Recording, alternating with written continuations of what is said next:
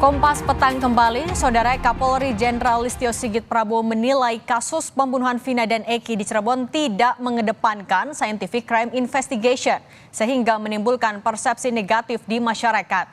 Melalui amanat Kapolri yang dibacakan Wakapolri, Komjen Agus Andrianto di hadapan wisudawan STIK dan PTIK, Listio menyampaikan kepada para penyidik agar mengedepankan scientific crime investigation saat menangani suatu perkara. Karena pengungkapan sebuah kasus harus dibuat terang benderang. Selain soal scientific crime investigation, Kapolri juga mengingatkan agar penyidik tidak tergesa-gesa menarik kesimpulan.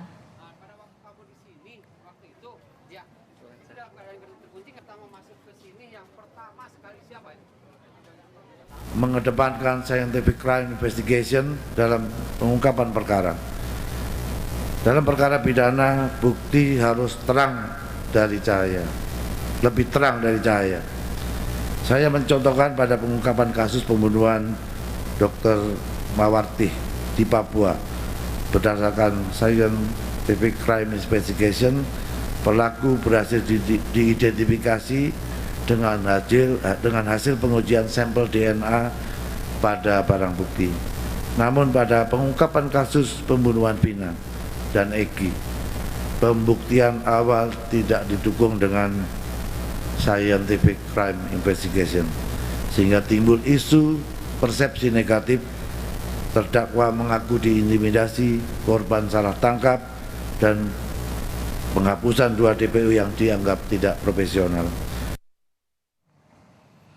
Menyusul munculnya sejumlah dugaan kejanggalan dalam penyidikan kasus Vina, 4 terpidana kasus pembunuhan Vina dan Eki memberikan kuasa terhadap tim pengacara Peradi untuk ajukan PK atau peninjauan kembali atas vonis yang mereka terima saat persidangan terdahulu.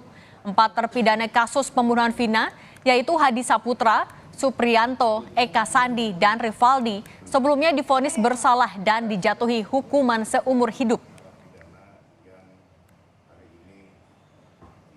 Nama saya Hadi Saputra, saya bersedia untuk menandatangani kuasa hukum dan Pradi untuk mengajukan PK. Saya Supriyanto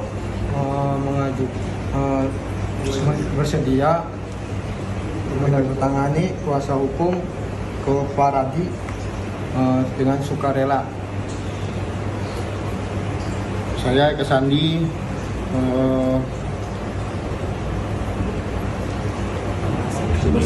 bersedia memberikan kuasa kepada Pradi dengan sukarela dan ikhlas untuk mengajukan PK. Saya Rivaldi, saya dengan sukarela memberikan kuasa saya kepada PN Pradi untuk mengajukan PK. Menko Polhukam Hadi Cahyanto memastikan Kompolnas sudah mendengar dan mendapat hasil gelar perkara dari penyidik di Treskrimum Polda Jabar terkait kasus Vina.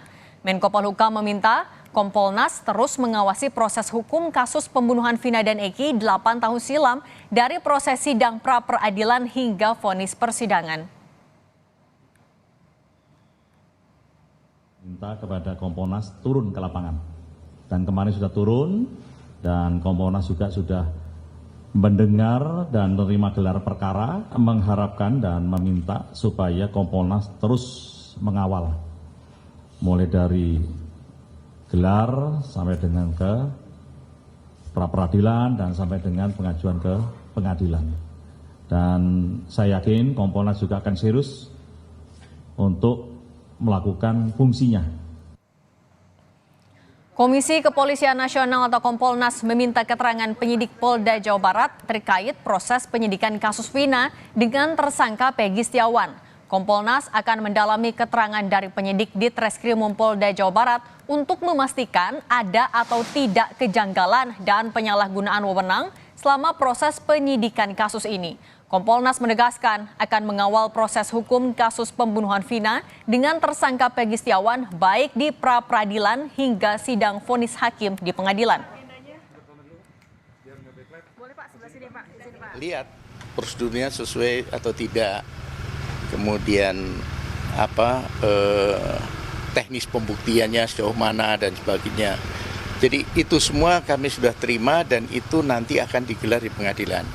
Kami ada tentunya aturan sendiri ya, bahwa menyangkut substansi itu kewenangan bukan pada kami untuk menyampaikan. Kompolnas akan mengawal terus kasus ini sampai dengan sidang pengadilan, bahkan sampai dengan vonis. Pra peradilan kami juga akan mengawal, kami akan hadir. Penyidik tidak asal-asalan untuk menetapkan siapa yang akan menjadi tersangka. Ya dugaannya penyalahgunaan wewenang kalau memang benar diutak-atik. Pengusutan kasus pembunuhan Vina dan Eki 8 tahun silam menuai banyak protes kuasa hukum terpidana, tersangka hingga keluarga korban.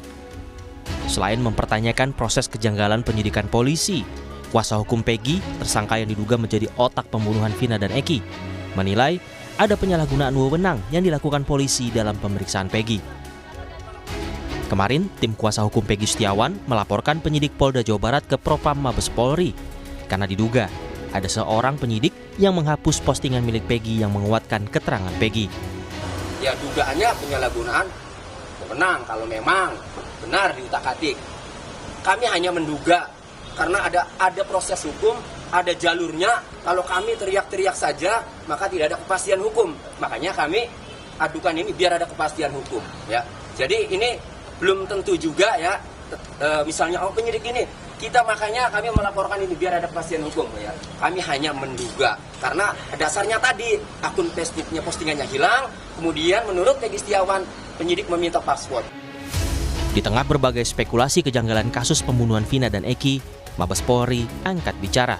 Kepala Divisi Humas Polri, Irjen Sandi Nugroho menyebut, hasil kematian Vina dan Eki di Cirebon 2016 lalu berdasarkan hasil visum adalah pembunuhan sadis.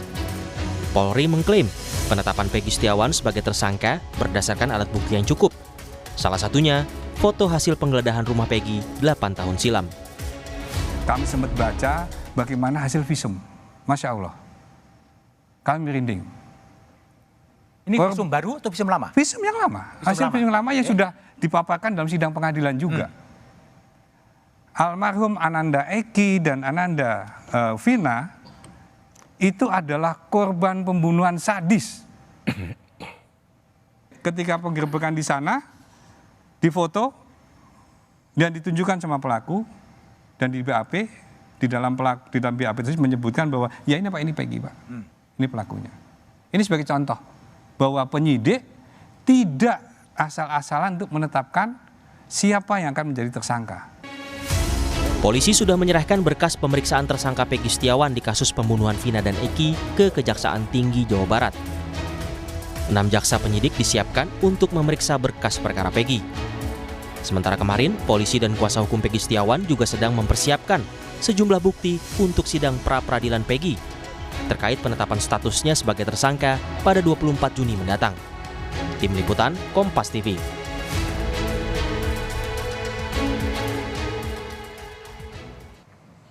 Tudingan kejanggalan dalam pengusutan kasus pembunuhan Vina dan Eki 8 tahun silam muncul lewat protes kuasa hukum terpidana, tersangka hingga keluarga korban. Terbaru, Kompolnas mendatangi Polda Jabar untuk memantau proses penanganan kasus ini. Polisi sejauh ini mengatakan penyidikan sudah berjalan sesuai prosedur. Perlukah pemeriksaan ulang kasus ini untuk mengungkap kasus Vina secara terang? Kita kupas bersama sejumlah narasumber yang sudah bergabung bersama kami di Kompas Petang. Ada Yusuf Warshim, Komisioner Kompolnas, Jutek Bongso, kuasa hukum 4 terpidana kasus Vina Eki, dan Muhammad Isnur, Ketua Umum YLBHI. Selamat sore Bapak-Bapak, apa kabar? Baik, selamat malam. Ya, selamat sore. Saya mau ke Pak Jutek dulu. Pak Jutek Bongso, dorongan untuk melakukan eksaminasi ini kan muncul dari sejumlah pihak, mulai dari pakar, mantan Kapolda, keluarga, dan kuasa hukum Vina. Kalau dari kuasa hukum 4 terpidana melihat eksaminasi ini juga sesuatu yang perlu dilakukan tidak? Oke Mbak Vina, jadi kami luruskan bukan 4 ya, yang kami sudah dapat kuasa 6. Oke. Ya, ada 6 terpidana dari 7 ya terpidana seumur hidup yang sedang menjalani. Jadi kami sedang berusaha untuk, karena ini sekali lagi, karena ini sudah inkrah, sudah putusan hakim, kita harus hormati tentunya, dan sebagai langkah eksaminasi tentu kami sedang mempersiapkan untuk langkah peninjauan kembali gitu, Mbak Gina.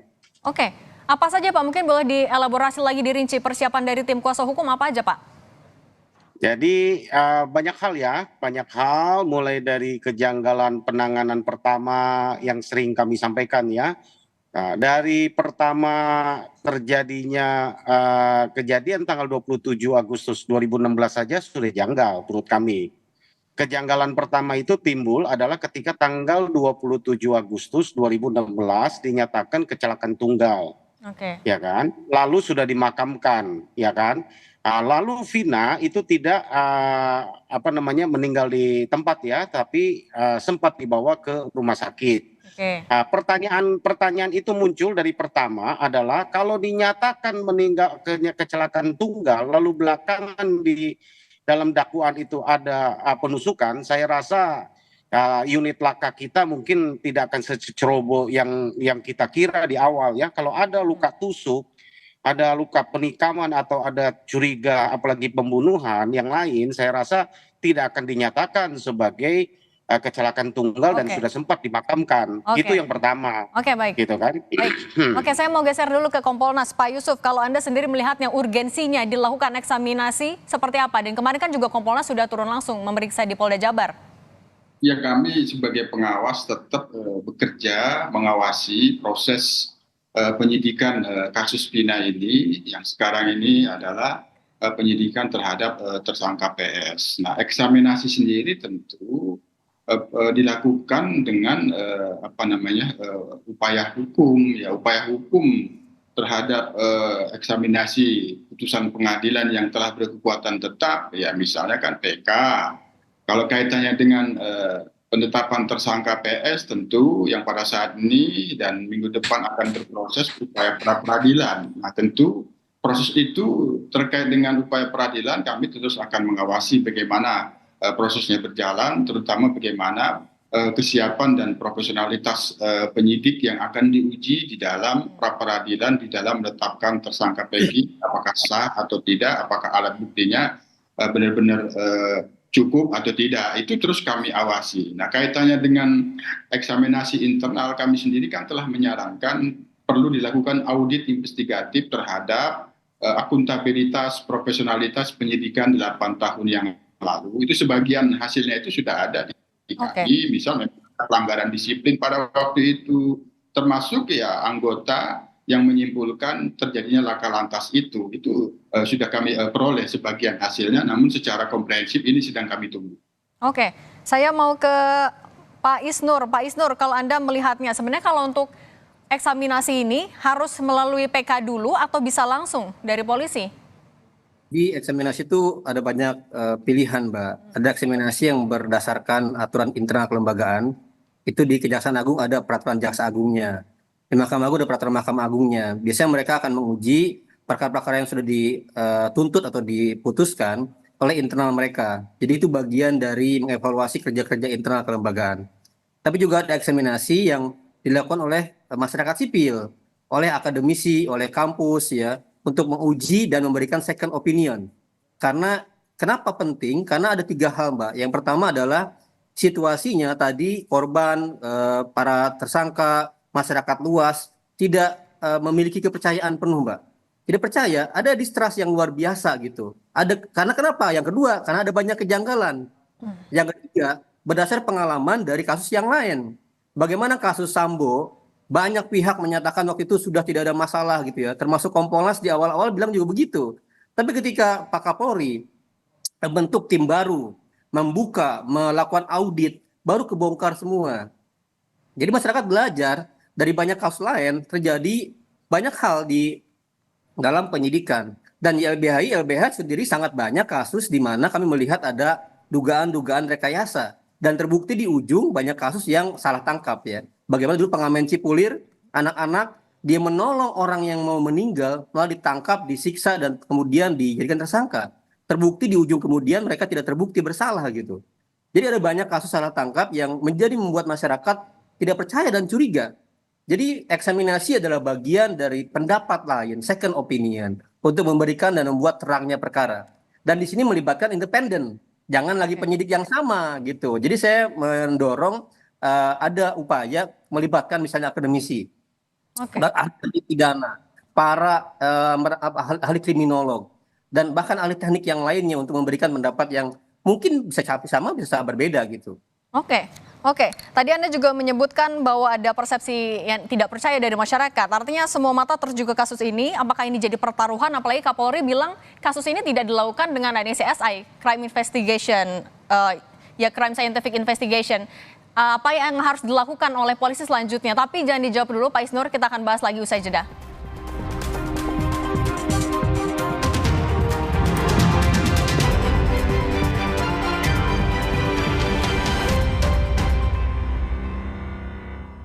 Hitam premium harus jinak daman diminum. Ayam, nggak usah takut, kan ada Agoda. Agoda. Bisa liburan murah di banyak hotel. Wah, diskonnya sampai 60%. Cuma di Agoda, booking sekarang. Bosen nih. Diputar, dijilat, dan dicelupin. Selezat Oreo, selembut cake. Oreo soft cake baru. Serunya ngemil bareng si kecil. Komitmen Nippon Paint selalu mempersembahkan yang terbaik di kelasnya. Tanpa kompromi pada kualitas, untuk memberikan hasil akhir halus dan merata. Dengan reologi lebih optimal, menutup permukaan dengan maksimal. Proses pengecatan bersih dan tercipta warna yang memukau. Nippon Paint, kualitas tanpa kompromi, terbukti lebih baik. Laksa yang beneran sedap, cobain. Aromanya bikin ngiler, minyak tebal, kuah gurihnya sedap banget. Bikin nagih, puas banget. Baru mie sedap Singapura Spicy Laksa dari Wingsfood. Beli Aqua, bisa liburan gratis keliling Indonesia. Ada banyak destinasi seru buat kamu dan 3 temanmu. Info lengkapnya kunjungi sehataqua.co.id. Makan Bu, bikin dada sesek, perut melintir. Untung sekarang ada SMA, diformulasi oleh Sido Muncul dengan bahan herbal. Aman diminum kapan aja, nggak takut mah lagi. Minum SMA, herbalnya lambung. 14, 15,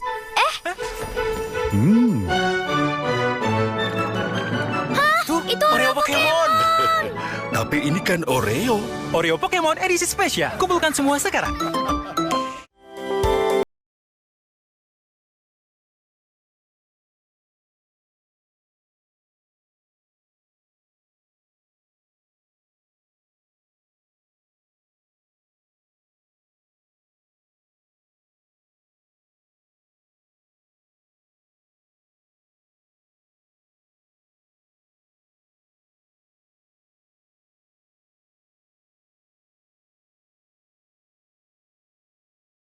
Liburan ke negeri orang memberikan pengalaman tersendiri yang tak terlupakan.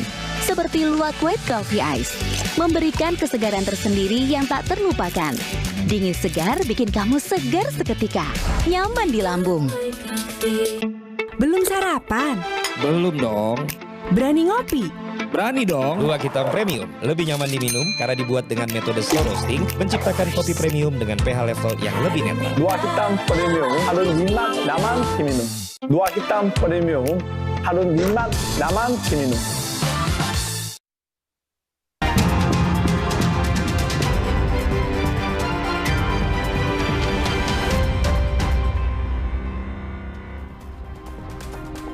Masih bersama kami Komisioner Kompolnas Yusuf Warsim, kuasa hukum 6 terpidana kasus Vina dan Eki, Jutek Bongso dan Ketua Umum YLBHI Pak Muhammad Isnur.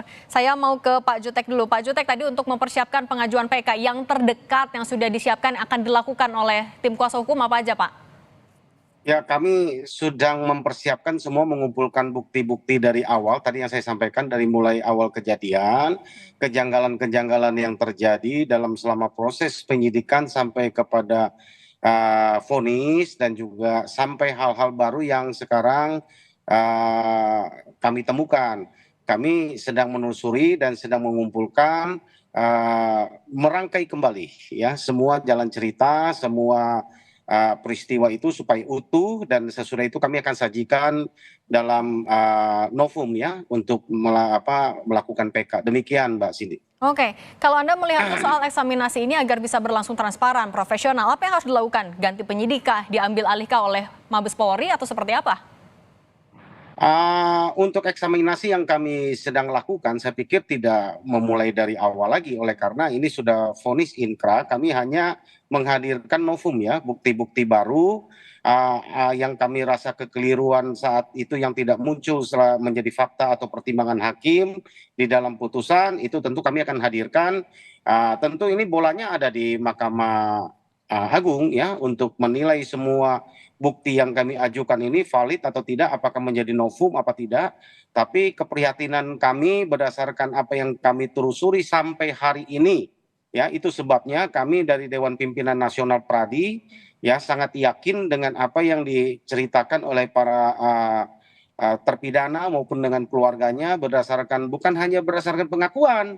Kami telusuri BAP-nya, kami telusuri apa-apa yang mereka ceritakan, ya kami menilai, ya kan ini udah pekerjaan kami hari-hari ya, termasuk juga penyidik, ya mari kita sajikan nanti semua itu dalam bentuk novum nanti gitu Mbak Cindy.